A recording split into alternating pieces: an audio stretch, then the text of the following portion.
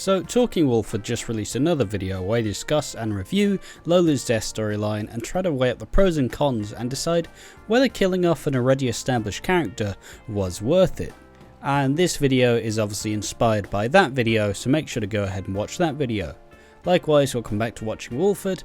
I'm Ash, and today we're gonna not review it in as much detail. We're gonna go through the pros and cons of the Lola death storyline and perhaps shed at least a bit of light a couple days on as to whether this storyline has really been a success so far. So first and foremost, let's start it. We'll go pros and then we'll go cons, or maybe we'll do bit of A, bit of B, who knows. So why was the Lola death storyline good?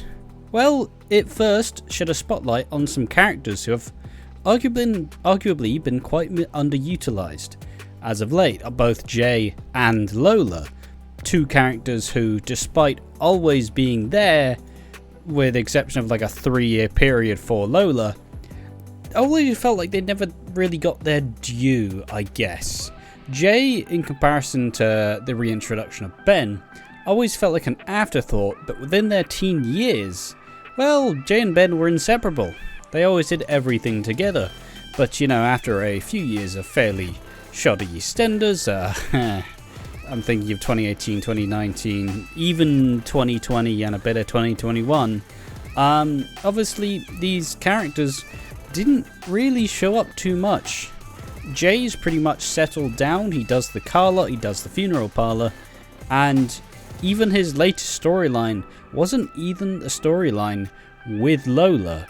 His like previous storyline was his relationship with Honey, which, as contrived as it may have come across, and they did try to play it into an interesting one, but fundamentally didn't really do the character much of, didn't necessarily give them the boost that they may have wanted or expected rather. And what does Lola do?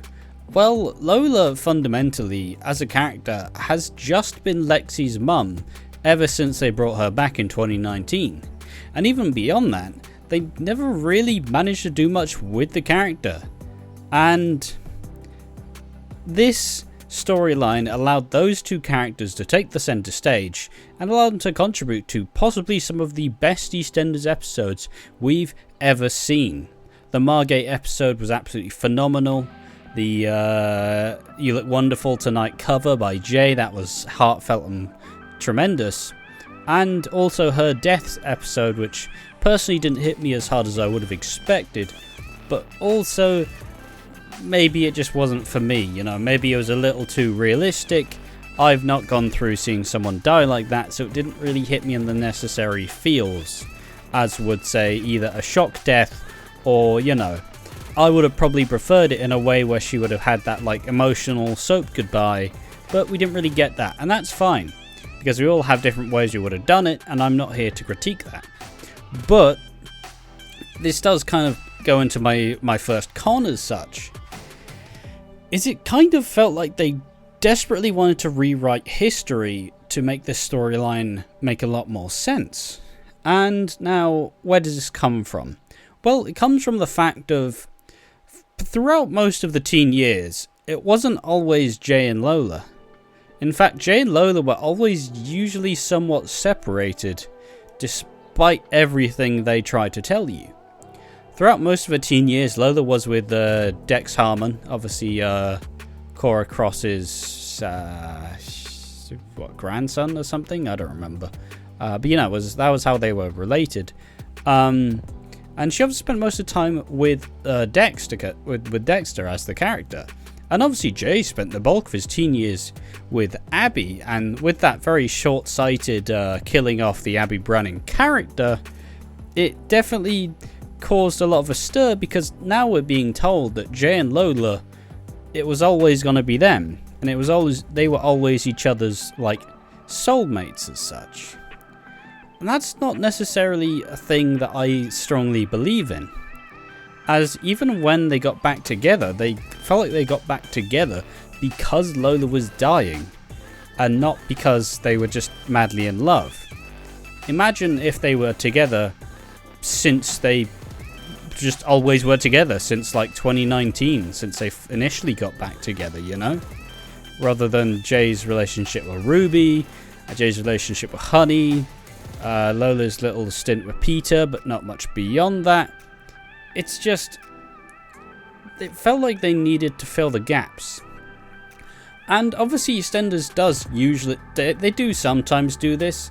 It's like when they were doing the Ben and Callum storyline, where instead of actually viewing it as what it is, in Ben pretty much targeting Callum and they realised there was a bit of a connection, but also splitting up him from his current relationship and almost forcing him to advance in his like realising and coming to terms that he was gay. They then describe this storyline as it's just two working class lads who, you know, they found each other in the lieu of shit. And fundamentally, that was never how these two characters were portrayed. It was never how they'd actually tried to get the characters together. Ben was scheming, doing dodgy shit. Callum caught him and called him out, but then they had a couple of like intense moments and they realised that they actually liked each other. It wasn't two working class lads who were destined to be together. It was Ben seeing like a flaw, seeing that Callum wasn't prepared to be, well, was secretly gay, and then they slowly brought out all these extra bits which started to complement saying, yeah, maybe he is gay, but regardless. This is what they kind of tried to do with this, because it wasn't always Lola and Jay, and that's a pretty integral point of the whole thing. So just somewhat just piecing them back together in a very interesting fashion as she was dying felt like it didn't really show much of them being happy as a relationship, and that would have made it significantly better when she was told that she was going to die, because suddenly they're back together and they're having a great time and everything's lovely. They're back together. Let's say back to, for like a good 2 years, and then we've seen their lives grow. They've gotten married. It's all lovely and fantastic and wonderful. But then all of a sudden, well, now she's dying, and we've seen all of them progress as characters and as their relationship. We've seen them have some amazing, memorable moments, not just when she's dying, as it then brings it into a much different light. And I suppose the other aspect that they tried to do is they also brought in Lola's mum, Emma. And that part is probably the largest stain on this storyline, as they brought back Emma and didn't know what to do with the character. They brought her back in a way to essentially say, oh, I was always trying to find you, but I had to leave because Lola's dad was abusive and she was always just too scared to come back. But the issue with Emma is they always found a way to write her in a way that her motives always felt questionable. She was always seemed like she was holding something back. And that's not really the thing you should do. It should be this emotional, I'm back, I want to spend all my time with you. But it always felt like they never really wanted the character to settle down and to be there. And it's not even to say that Patsy Kensit did a terrible job. I think the direction was terrible, because why is she finding herself being so dejected but so interested in being there?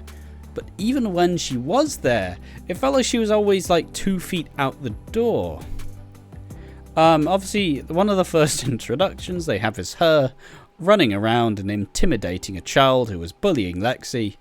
And then it just became very, very strange. It's like they never knew how to fully bring her to it. And instead of bringing back characters that may have been involved in Lola's past, they just use the set of characters that are here now, without actually thinking maybe it's a good idea to, you know, at least bring people from Lola's past, not just people who have only known her. Well, people know her for like last 10 years, but you know, regardless, it caught us at a point that's quite questionable, because they changed so much and tried to make it fit in, but that's just not how it existed.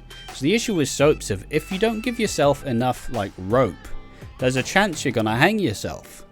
And in this instance, they didn't necessarily hang themselves as they did the best of what they had, but with all this characterization of Emma's mum, and even just them suddenly getting back together, their story of them always being soulmates but they never knew, even starts to make you question, why weren't they actually together then?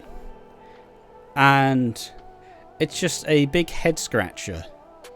And I suppose just to line this up with another pro, obviously this finally showed off the capability of adult Lola and Jay as centerfold characters, as well as Billy Honey and even the rest of the family. Everybody did their bits, I will say, except for Ben. Ben has been an addition to the storyline, but I'll leave that till the end. But we have seen star-making performances from Jay and Lola, Billy and Honey, and the rest of the family. As Jay and Lola have somewhat showed like a heightened level of their chemistry, and they've even said as such in some interviews, saying we've become significantly closer as of this storyline. And you can almost see it because they managed to develop this chemistry like they have been together for like the last 10 years.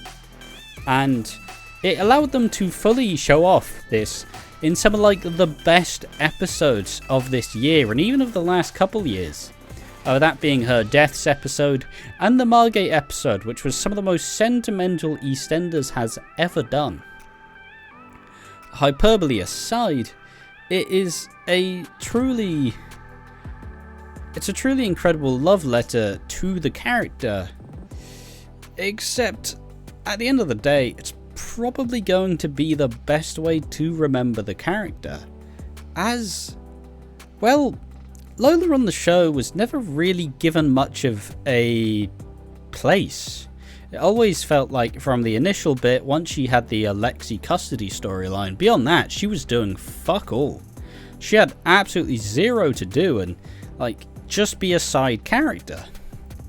And that's kind of the same thing with Jay, but for at least Jay has all of the history behind him and all of the big moments already, no matter what.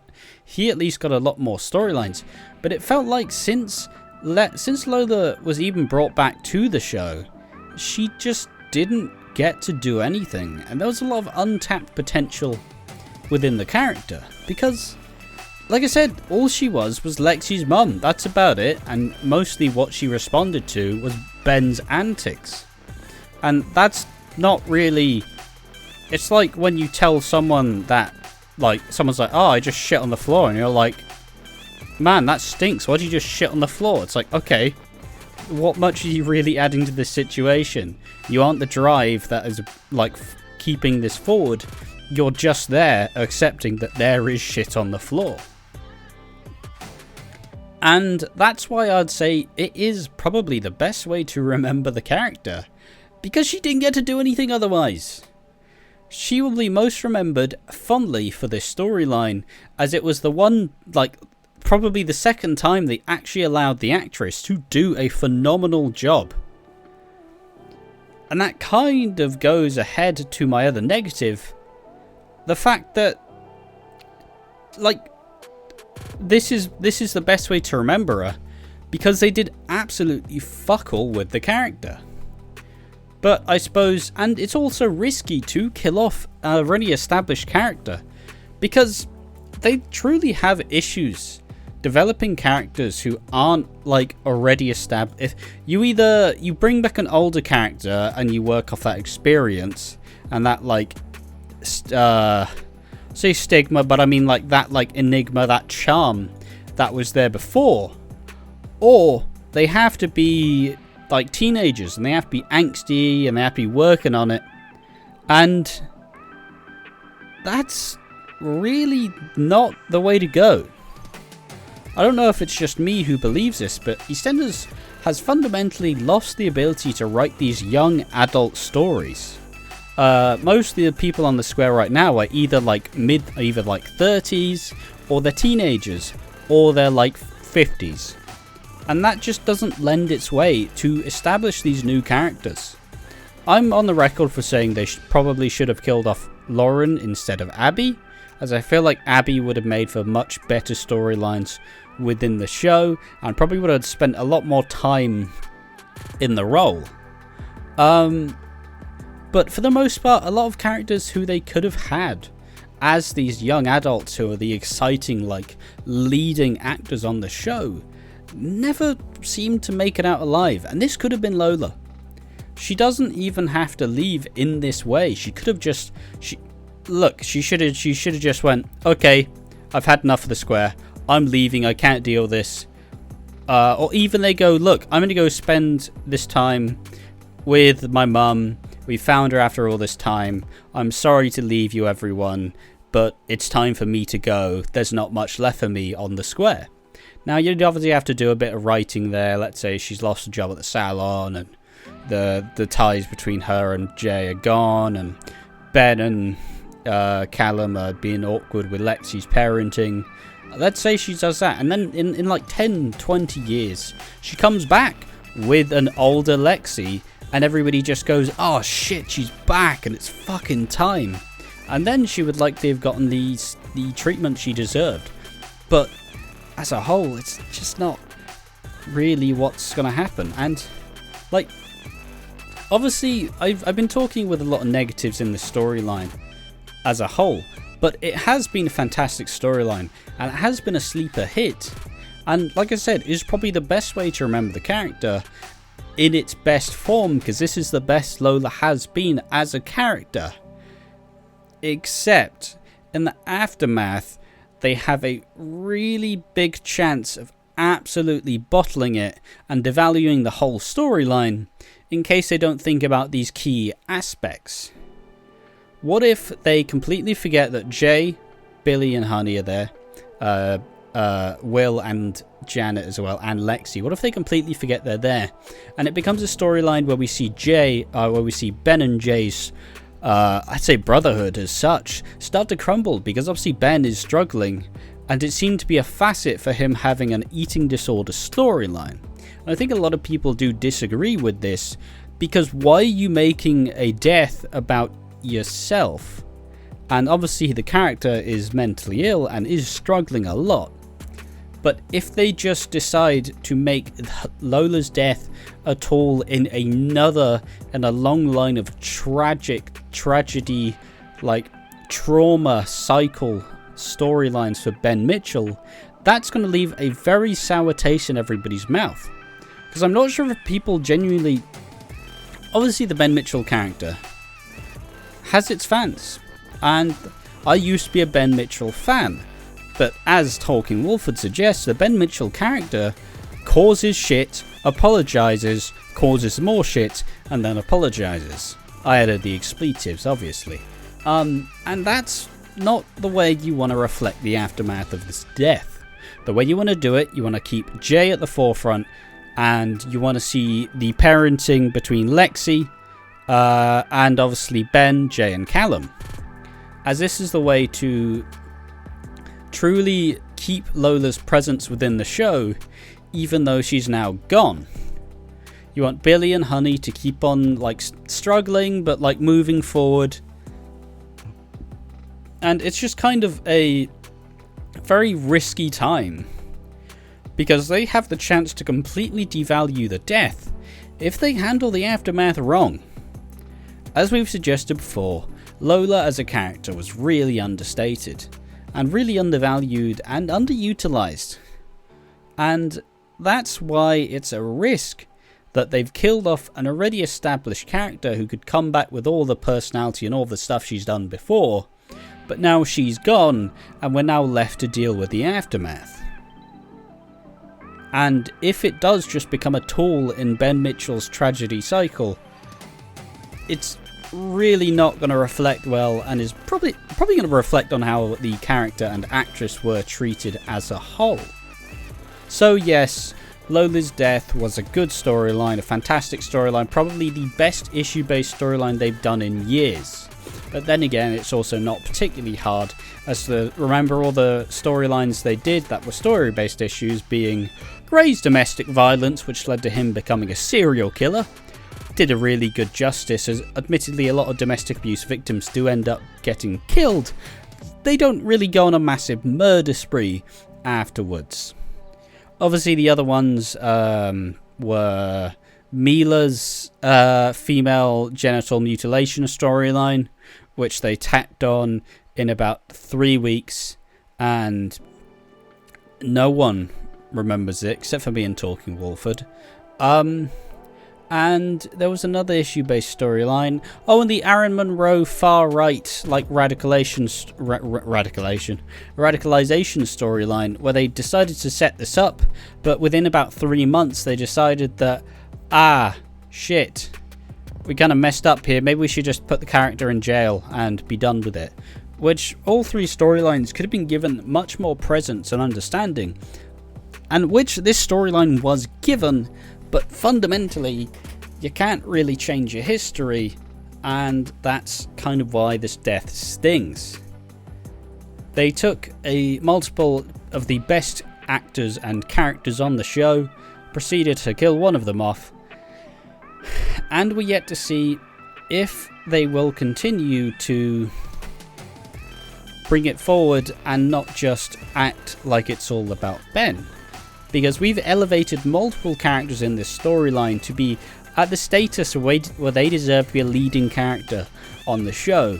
But if they proceed to just blur this out and make Ben and Jay's relationship the crux of the show, it's going to be a pretty torrid time for the show, coming off a great success and now leading into a potential disaster. Do I believe in the writers right now? Yes, I do. Do I like a lot of the things that are being set up for the future right now? Yes, I do. But would it be in the writer's character to make Lola's Death all about Ben? Sadly true. And sadly, I can't guarantee that it won't become the case. But regardless, that's been a long-winded video discussing the Lola's Death and a response to Talking Walford's video, where they kind of review the whole storyline as to whether Lola's death will impact the show in years to come.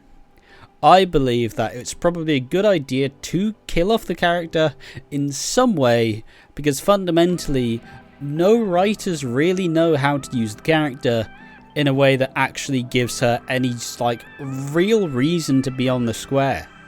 But I also strongly believe that if you did want to write her off, you could have just written her off, send her to America with her mum, say, I need to go find her, there's so much I need to know, and then leave it from there. But I guess we can appreciate what was there. It's still very risky coming towards the future. However, I've been Ash from Watching Walford, a slightly different type of video for you, a somewhat pros and cons review of Lola's Death. Hopefully was somewhat coherent, but there's always a chance it wasn't. Thank you for watching the show, and make sure to check out the rest of the content that we've been doing, as we decided to extend our Lola coverage to, well, fairly far-reaching. But regardless, thank you for watching. I've been Ash from Watching Walford, and see you soon.